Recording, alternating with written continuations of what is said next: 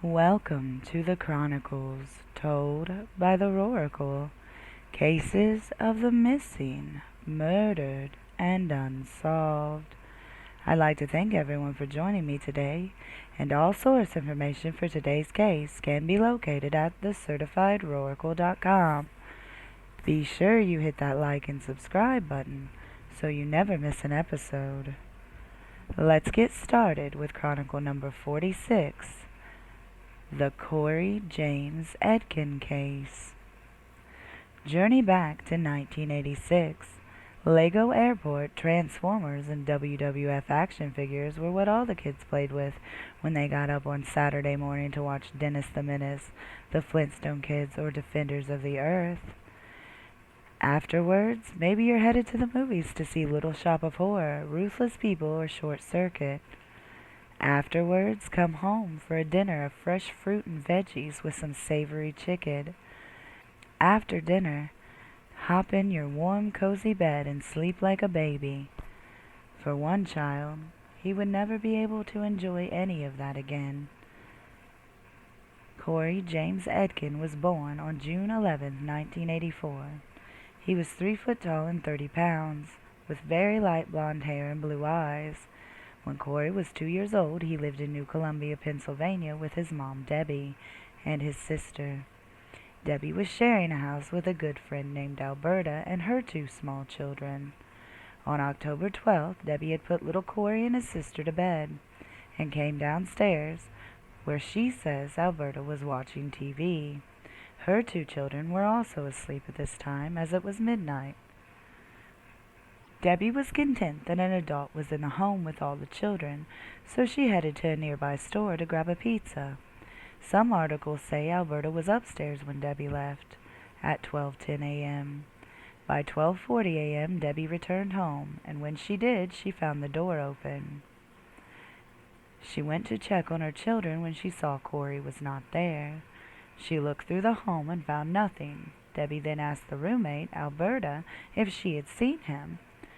Alberta said she had not heard anything unusual, nor had she seen Corey leave the home. The police were called 30 minutes later at 1:10 a.m. Debbie was divorced from James, Corey's dad, and had moved to New Columbia to be closer to the prison her current husband was incarcerated in. Police questioned Alberta, who told them the same thing she had told Debbie. She willingly took and passed a polygraph.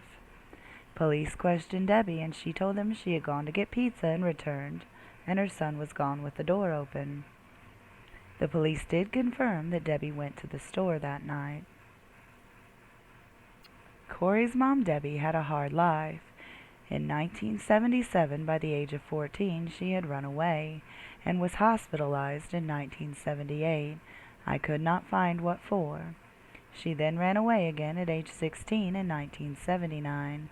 Some articles say it is possible she had a son in 1980. However, this has never been confirmed. If she did, where is that son now, as he would have been born before Corey? One could wonder why she ran away so often. It's said her mom was a bit of a wackadoo. Mira Miller was Corey's maternal grandmother, and she had some serious issues. She was married to her first husband and father of Debbie. His name was Ronald Rovenholt. She would try and poison this man to death by putting ant killer in his beverages. This took place in November of 1986, just a month after little Corey vanished. Why did she want her husband dead? Did he know what happened to Corey? Or had he made speculations that his wife did not like? Ronald would go to the hospital and recover. Muriel was not charged, as they could not prove she did anything. Ronald would divorce Muriel, who would remarry. Her second husband would not be so lucky.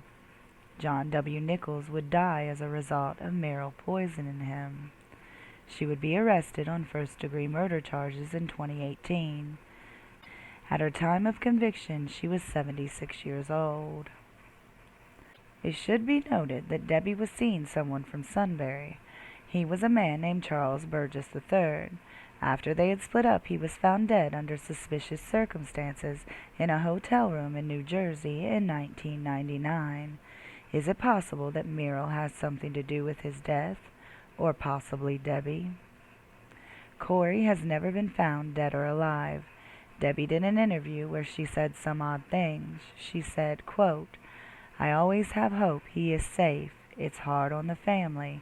I'd love to find him, but I don't want to destroy his life." End quote. After he vanished, Debbie and Muriel both were receiving ransom calls, so the police tapped the phone lines. Ironically, once they did this, the calls stopped. Could the mom and grandma have been lying about the calls, or were they happening and someone close knew about the taps so they stopped? Anything is possible, and one day the answers may show themselves.